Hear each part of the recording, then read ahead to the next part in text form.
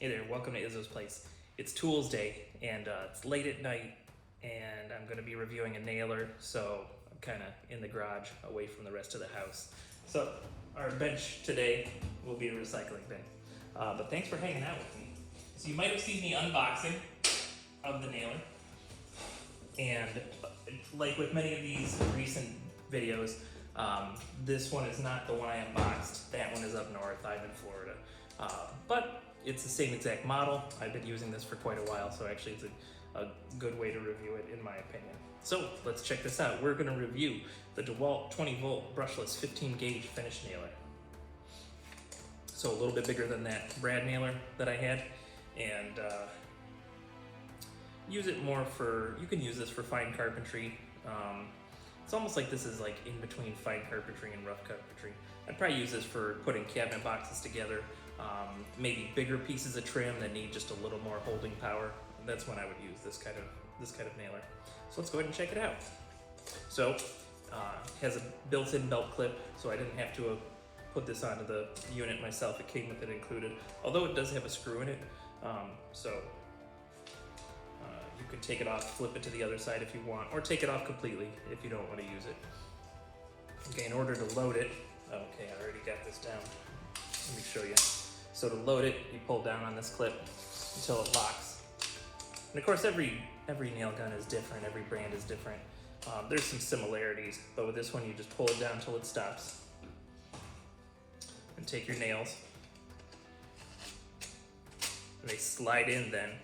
And you need to scoot them past the clip that you pulled down, and then depress this button here,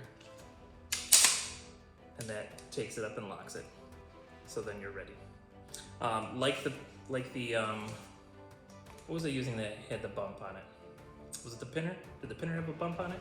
I don't know, but it does have either single shot or bump shot. I rarely ever have this in bump shot.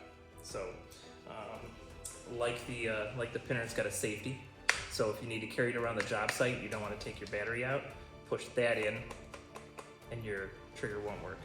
And then of course push that to release it, so that way you're ready to fire. This one, like the pinner, has a safety here that you need to depress before you can hit the trigger. So a couple different safety features to make you feel good while you're using it. But of course, as always, if you're carrying it around, you really should take the battery out. But if you have the battery in, go ahead and use this safety in order to not shoot it. So I've put in one of my 60 volt, 20 volt.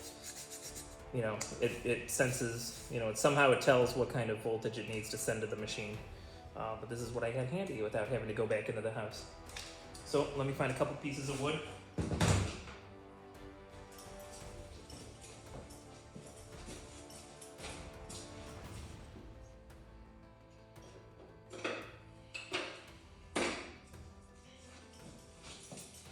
Alright, so that's a 2-inch nail that I have in there. So we just need to be careful because it's going to come through. Let me find one more piece of wood actually.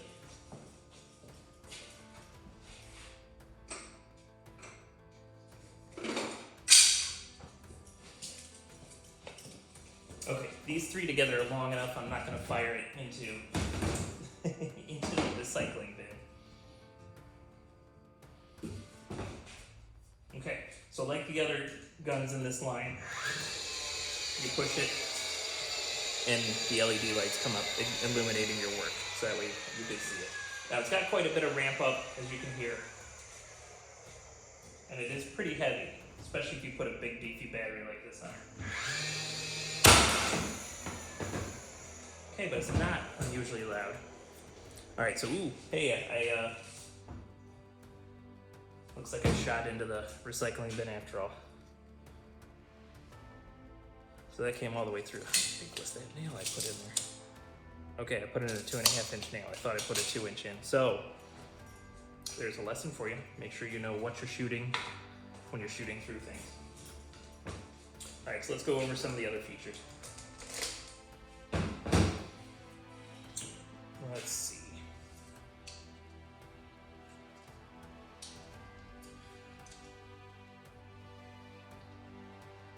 Don't mind me. I'm not sure what that is. I don't have the instructions with me. Huh. I'll have to find out what that is.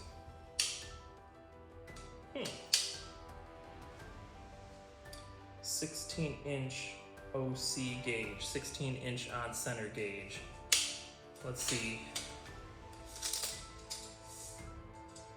All right, so from, that's cool. So from the tip of the gun to this point on this gauge is 16 inches. So if you know where a stud is, fire into it. Of course, you're trusting that the framers put it 16 on center, and no offense to framers, but that does not always happen, as you guys will admit. But anyway, so if you're firing in a piece of wood, nail it into the stud.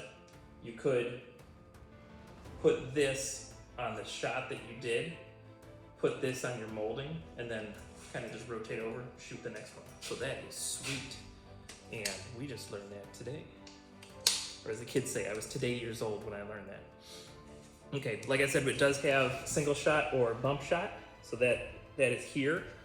It's got one nail because I have it on single shot. So you just rotate it over and you can do the bump shot. If you didn't see the other video, what bump shot is when you have that set up.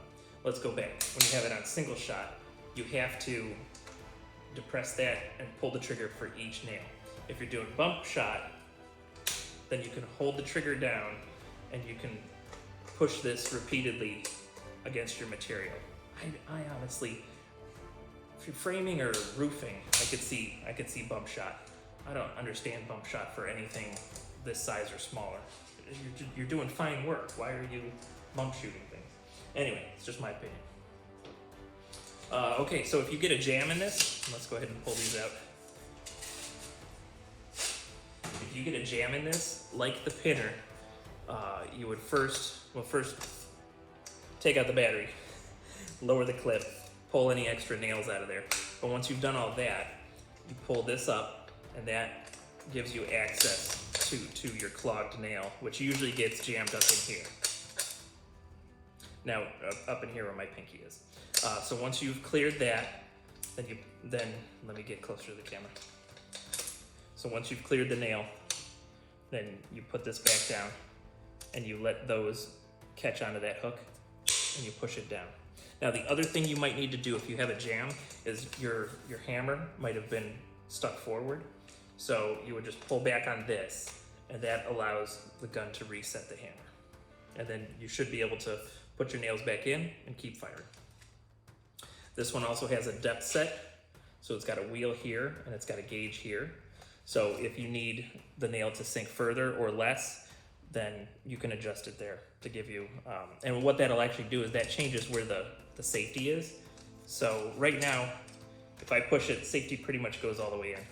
So it's gonna shoot with the same amount of power. So in order to not have the nail go in as far, you rotate that and the safety sticks out farther. So then when I push it, you know, it doesn't go flush with the safety anymore. So that's with it at a higher setting. So let me go back to, a lot of times I keep these on full depth. So when we push that, see, it's almost flush. And if you really needed to then get it so it's going as deep as you can pull off the plastic piece, the plastic piece is there to try to reduce damage from the tip of the gun. Well, it's not coming off very easy. I don't know, might need to grab a pair of pliers or something to pull that off. Well, I'm not gonna tear up my fingernails getting that off, but if I wanted it to be even flatter, I would take off that plastic and then it would go completely flat. The last thing that I noticed yesterday, which I think should be on every tool possible, is this thing has a pencil sharpener in it. So let's try it. I haven't tried it yet, I just noticed it yesterday. It's got a nice sharp blade on there. I don't know how many other nail guns have a pencil sharpener on it, but I think that's genius. And I may even glue tiny pencil sharpeners to my various tools. Of course, I usually use a mechanical pencil, that's just me, so I don't really need a pencil sharpener. but that is genius, and who knows, maybe I would go back to traditional wood pencils if I had that on more of my tools. So that's my review of the DeWalt 20 volt brushless 15 gauge finish nailer. If you're, I try to just keep one battery system. So if you're into DeWalt, it's very good. I don't know how it compares weight-wise, and speed and power and noise with the other brands, but I feel it's a good tool, something that you might want to add to your tools if you're a DeWalt guy. So just to let you know, this does go from 1 1/4 to 2 1/2. If you're wondering how far the finisher or the nails can go, and you don't need to oil it. All right, thank you so much for hanging out at Izzo's place. If you're working, please work safely. If you're drinking whiskey, please drink responsibly, but do everything with a little bit of whimsy, and you're gonna have a good time. See you next time you're hanging out with me.